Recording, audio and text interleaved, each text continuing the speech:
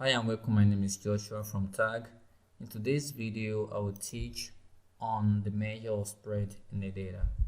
But before I go into what I've prepared for today, let me take a mind back to my previous video on the measure of centrality of the data, where I talked about mean, median, mode. And today, I want to talk about something very special again that I learned from the book Statistics for Natural Resources by a very good mentor of mine, Dr. Matt Russell. In the book Start for Natural Resources, he used a function in getting the most frequent value in a data set. The function is called the MFV function, and this is coming from a package called MODST. So for this tutorial, we're going to use this data. Let's get the head of the data, check WTS. And so we could see this is providing information about several levels of feed and its corresponding weight. So let's store this data in an object called that check WTS.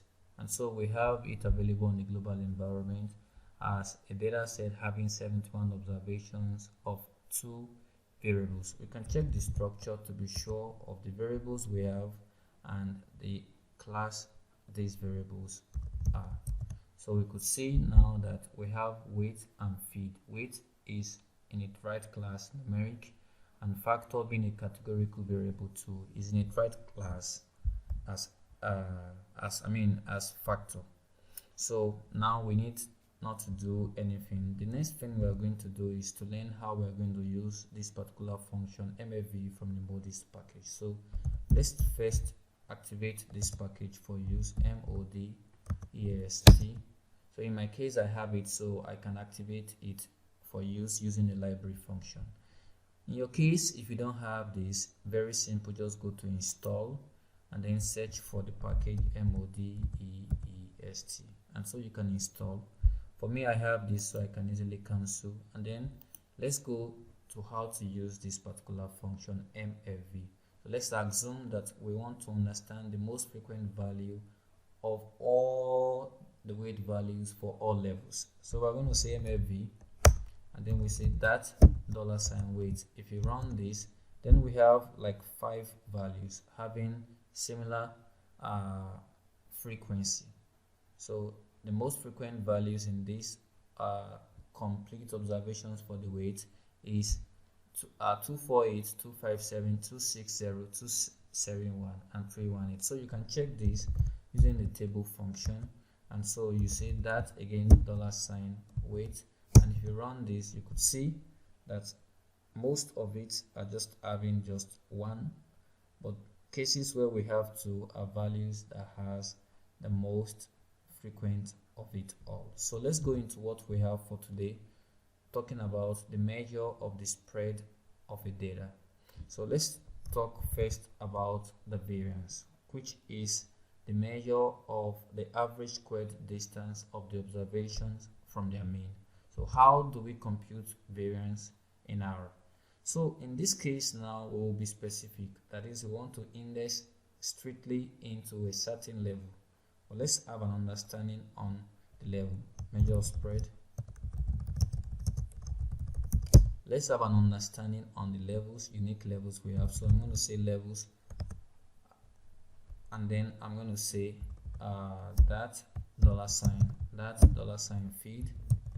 And so we see that we have just 6 levels: casein, horsebean, linseed, meat, soybean, and sunflower. So we can also use this function unique from the base package and say that $feed to have an understanding of the unique levels that we have in this particular data set. So what we want to do now is to index specifically for feed, that is casein.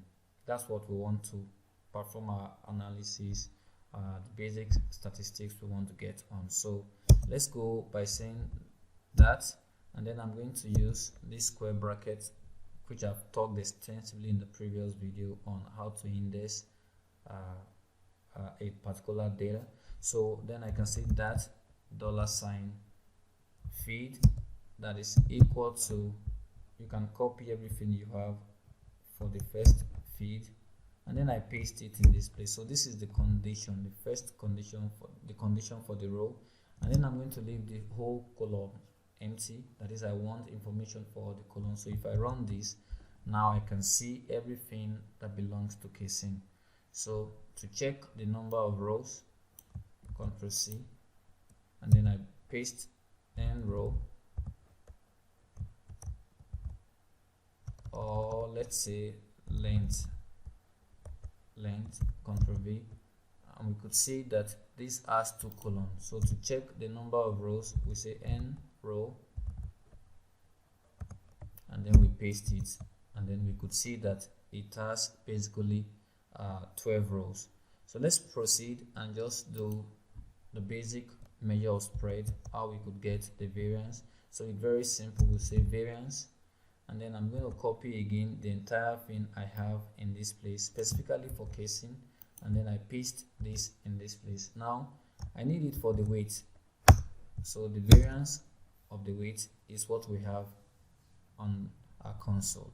So let's go again and understand what standard deviation is all about. How do we calculate it in R? So it is a statistics that measure the dispersion of a data set relative to its mean, and is calculated as the square root of the variance. So basically, from that particular definition from Investopedia, all we just need is to say square root and then open the bracket.